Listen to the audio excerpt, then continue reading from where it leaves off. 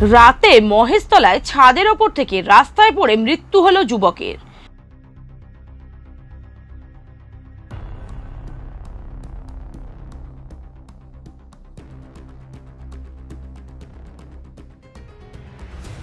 মহেশতলা 24 নম্বর ওয়ার্ডের মেহমানপুর বাজারে গোড়া নামে এক ব্যক্তি ভাড়া বাড়িতে থাকতেন।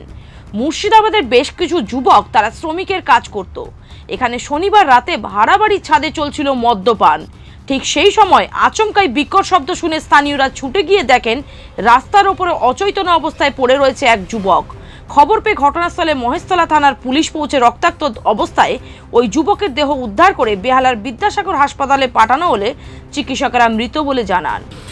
যে এরকম মিস্ত্রি মুর্শিদাবাদে মিস্ত্রিরা থাকে, এখন সকালবেলা নাকি পুলিশ বললো, মানে পাবলিক বললো যেরকম একজন মারা গেছে, পড়ে গেছিলো ওপর থেকে।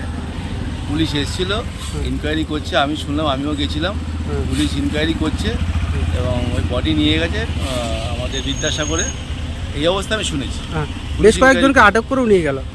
না, ওদের যারা ছিল একসাথে তার মধ্যে একজন মারা গেছে নিচে পড়ে গিয়ে, এই জন্য ইনকোয়ারি করার জন্য নিয়ে গেছে। বাড়িটা কার? বাড়িটা কার ঠিক জানি না আমি, কিন্তু এটা আমার ওয়ার্ডের মধ্যেই পড়ে, মেহমানপুর বাজারে রাস্তার উপরেই। আজ ঘটনাস্থলে পুলিশ পৌঁছে তদন্ত শুরু করার পাশাপাশি ঘটনায় বেশ কয়েকজনকে আটক করে নিয়ে যায় থানায়। তবে মৃত্যুর পেছনে রয়েছে রহস্য, খুন নাকি অন্য কিছু, তদন্তেই পুলিশ।